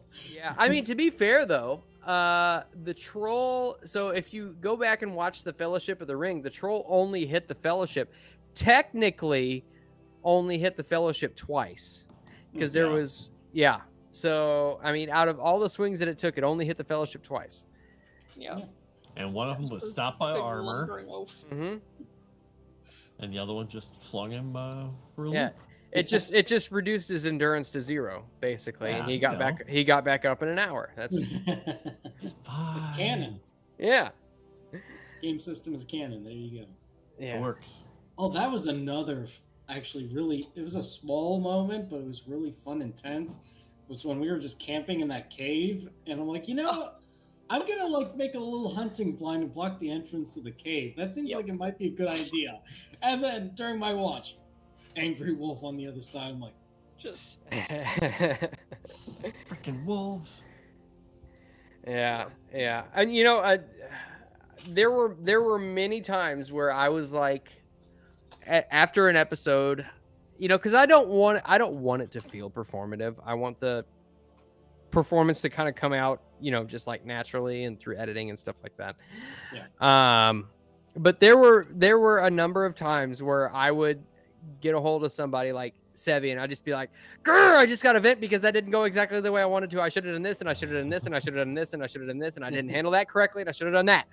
And in the end, I mean, I think it all came together pretty well. So, Gabe says, was great to see how Michaela became more and more comfortable with her character in the RP interaction. Great cast overall. Did I mention I'd love to see a season 2? Wait, what? Yeah. I think Gabe is going to single-handedly spear the season 2 campaign Yeah. into existing. He's just like, let's do it. Unfortunately, Frost will be recast by Calvino, though. No. He's just on my lap, just passed out right now, completely like, yeah. Talk to my agent. Yeah. Season 2 is definitely something that is kind of in the front of my mind. I want to make sure that we have a decent variety on the channel. I don't want to be a one ring channel, even though this is probably after this campaign, it might be my favorite system, for obvious reasons. But I want to be multifaceted. So we are going to do one. I'm going to run one more before I consider doing a season 2.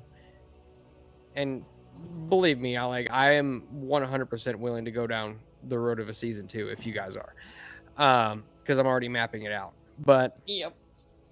Definitely. yeah. But I think again, Break not is good. Yeah. And again, not to give anything away or anything, but I think the next campaign will be interesting enough in its setting that I think you guys are going to like it. And it's even like the system itself is even simpler than the One Ring, which you can have your qualms about that if you'd like, but I personally feel like if the mechanics are too cumbersome, it takes away from the narrative, Oh, definitely. in my own opinion. So No, like I've said, I know people have their gripes with things like 5e and stuff. Like I get it. It got rid of a lot, and there's things that are weird. But like I said before, if I need a flowchart to know what to do on my turn, that's not a good system either. oh yeah, well, and don't get me wrong, I like the Star Wars system, I really do. But the number of tabs I have open during that, so I know exactly what I can do and in what order I can do that, what it costs, and this and that and the other thing. Yeah, it's there's a lot to it. I really the older I get, the more I really enjoy the more simplistic systems that just kind of lend themselves to, you have all of these different you can do anything you want, and if anything you want falls within this category having to do with intellect, you can roll your intellect skill. Sure. Wow. Mind blowing. Mind blowing. Yeah. Yep. That's why I like the Fate and Fate Accelerated. I use it for the Dresden Files accelerated system. It's literally, you have target numbers, you have scale. So it's like if you're fighting a legendary creature and you're otherworldly level, you're like, your rolls are a little harder. But you have stats, and everything else about your character is a statement. And it's usually like, old enough to know better, but where's the fun in that? It's like you can use it as a two-sided thing. It's like, oh, hey, I'll give you a fate token if you, just go in there. Like, I think that totally makes sense for my character. You just wander right on in. You use storytelling back and forth like that, but everything you do is based on approaches. So if you go into the room, you're like, my guile is way higher than my strength or my power. So I'm going to use my guile to try and do this. And you use your guile with a few other things. You make your roll, add a modifier, and then it's all narrative. Everything from there is narrative. The character sheet's about this big. I love it. It's literally mostly just text. And it's such a fun system because of that same thing. It's relatively simple, as opposed to the normal Dresden Files they did, where it was so impossible to try and figure out how to cast a spell. You're like, wait, what do we do again? You're looking at the book, and you're sitting there for 15 minutes going, I don't know. This one is more like, describe the effect. Can you afford it? What'd you roll? Okay. Did you burn yourself out? Nope. You're okay. All right. Here's what happens. Yeah, I really do enjoy that. I enjoy that a lot. That's much more fun. Yeah, and and don't get me wrong, I also love Call of Cthulhu, but I've also found myself looking at the rules for chases and automatic gunfire than anything else I've ever looked at the rules for. And the thing I find the most annoying about Call of Cthulhu is the fact that you only increase skills by using them, but usually that turns into everybody going, can I roll an accounting roll? But, what? Like, why? Why would you? Why want to increase my accounting? I'm like, oh, well, okay. Your administration skill went up. You're like, I had one guy in one of my campaigns. He's like, could I use my accounting skill for this? I'm like, okay, let's try to work your accounting. He was an accountant. Yeah. And he really wanted to have it work in everything. I'm like, okay, I see where he's going with this. So I worked it into everything, but I had to do that quite often just to get it going. But also the melee combat is weird because you have a pistol and you can go bam, bam, bam. And in a combat round for melee, you're like, yep. Or, yep. like, wait a second. You can't do as much damage, but you do the one. Like, oh, okay, yeah, because their system is very different. Very different. It's wild. It's wild.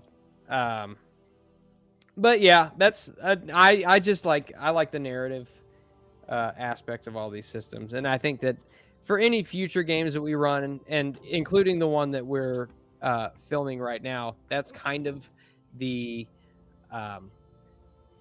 that's kind of the foremost priority. The game system supports the narrative, is what we are trying to we're trying to put forward here. So we're not having a narrative to supplement the system, despite the system or whatever, however you want to put it. Definitely. So, anywho, all right. Well, do you guys have any last thoughts on the campaign? Anything you're looking forward to in the future? Anything else that might have stuck out to you? Anything you want to see in the next One Ring campaign, perhaps? Do you want to make us all bicker with each other behind the scenes by saying who your favorite character was? I'm not stupid. It was Hamfast. We know it was Hamfast. It's always Hamfast. Or Adelard. I love both of those characters. Well, actually, what was your favorite NPC to make then, or deal with, Moz? Probably, honestly, I don't know why, but I just loved bringing Skilda into a scene. Because when you encountered her at first, she was 8 years old, and by the time the campaign was over, she was 10. Yeah. And so she's just this naive young girl Who's really suffered more than any human being should have to. probably should have been a lot more damaged than she actually was. Yeah. But I think that I don't know, seeing you guys come in and having you kind of become her new family and stuff like that. I like to role play her as this this naive, wanderlustful kind of little girl that just really enjoyed having you guys around and listening to your stories and all that stuff. But I also really did love Handfast. You could tell. You had fun when you were voicing him and doing stuff. I was like, yep. Yeah, this is his favorite. Yep. He's liking him. How about scam dolls? Yeah, I was just saying, when you were doing our, scam doll, the horrible wizard in the tower, there seemed to be a little bit of happiness, a little joy in your voice when you were being that guy. That's why that whole scene sticks out to me so much for that reason. I love that scene so much. You did a good job at being an asshole poser wizard, yes. What are you gonna do? You gonna go home to mama, huh? Yeah, I loved it so much. That was the best. Yeah, and that whole interaction with you guys fighting to save the farmstead and stuff like that. I just that whole sequence of events really I remember that. I loved all of them, but that one, First time you put Aranel to sleep. Yeah. Yeah. The thing was And I outside was the like- walls, and she was up on top. And it was like, oh. Yeah. I think Larry was down to like 1 endurance, and basically I'm like, okay, I woke up Aranel, now I'm just gonna face tank things and let her do her job. Yeah. Like, if you wouldn't have woken her up, it would have gone so much worse. Like, even the smallest battle was very consequential in this system. Yeah. And I find myself biting my tongue every once in a while because there were times where, I'm a firm believer that I don't think the game master should have abilities that stun people from taking their turns. Mm-hmm. I think that, having somebody paralyzed or fall asleep or, stunned or whatever it is that keeps them from taking their turn, I think it's cheap, and I think it really takes away from the fun of that player. Because I know, in a lot of systems, it can take 45 minutes to get around to your turn. And if you're stunned or if you fall asleep over the course of that round, you got to sit there for an hour and a half before you can do anything. So that said, I also didn't shy away from making you guys like, oh, you got to regain your position. Oh no, you're falling asleep. That kind of thing. But I think there's times where it can work. Yeah. I think Like, it helps especially- that a lot of our combat didn't take so long to get through a Right. round. It might have been max. I think it was probably maybe 2 minutes per turn, Yeah. which is refreshing because it allows for kind of sort of fast-paced combat, which is nice for player and audience, I think. And that's another reason why I really appreciate the system, because in its simplicity, it really speeds up the more mechanical functions of what is a tabletop RPG. Yeah. So, gives me an idea on how to improve the UI system. Well, time to tinker. Fair enough. 4 a.m. Go to sleep. Yes. Yes, Oh. go to sleep. Yeah, absolutely. All right. Well, any last thoughts from you guys before we head out of here? Just Yeah, it's definitely bittersweet because I don't know if it made it onto an episode, but you said this was like your first campaign that you actually wrapped and concluded successfully, and it's the same for me. It's the first campaign that I've played start to finish. So Really? yeah, Wow. Okay. this is like yeah. Odyssey was my first D&D game that I joined, but I joined partway through and it's still not over. I Okay. think I think this is the first proper campaign I finished. I've done a few one-shots with my IRL group before, but that's different. Yeah. Yeah. Well, it's just kind of the nature of tabletop games is that, you know, life happens and it sucks because people kind of have to drift in and out of the games, and sometimes the groups just kind of fall apart, which seems to be more often than not. We almost did, but I will say my IRL game, that campaign that we've been in for years at this point, we are actually finally getting towards the end of it, though, which is pretty crazy. Like, So, we pretty much beat our BBEG, and now we're taking care of some, like, epilogue type stuff. Oh, wow. Okay. Yeah. And we've been playing that game for like 4 years now, 4 or 5 years. Wow. That's incredible. Yeah. I'll let you know the first campaign that I finished that I was DMing was in 1986. This is a How while long ago. did it before I go was for? born, holy That one went for a year. That was really the first campaign I ever ran. Usually it was just little mini adventures and stuff, Sure. but that was an actual campaign. And then I found out I shouldn't say I found out. I knew they existed, but I was a kid who had no money, so I couldn't afford them, that you could buy adventures. Oh. And I was just like, What? what? What? And so, yeah. Yeah, I love it. And Impressive. you know, I obviously this one's really close to my heart because, you know, Tolkien just it speaks to me on a level that nothing else has really been able to achieve thus far. And so the fact that you guys were willing to do this and commit to such a thing, and, you know, like JJ was saying, you know, deal with the changing of schedules and all that stuff, and just stick through to the end. Really, I mean, it speaks to your character, but I mean, it means a lot to me specifically, and I'm sure it means a lot to the audience as well, because nobody likes to see a campaign ended prematurely, you know. Absolutely. Yeah, I've definitely watched some of those where it was like, it was getting real intense. It was like perfect cliffhanger, and it was like, see you next week, and then never uploaded again. Just like, Yeah, absolutely. cool, thanks. Thanks for getting me close to, you know, interested, and then nothing. Yeah. Oh, you know what? I actually just thought of a question before we sign off here. Oh, absolutely.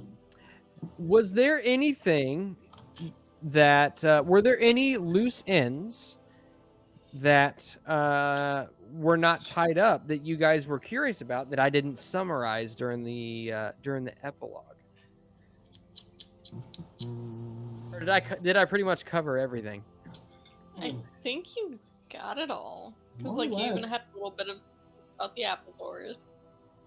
Mm-hmm. And, like, Yeah, and you had the halfling who was down from Longdire, but We returned home. I don't remember if we talked about what else happened with Eagle and his daughter. Yeah. We did. because she went off But- adventuring, and he Yeah. was like, I don't like that. But Yeah, did he He trying to basically remember. he retired from sailing. tired? Yeah. And then who was the? Oh, there was the. Okay, never mind. I was thinking of a totally different character. There is a third one. The old guy that we talked to there.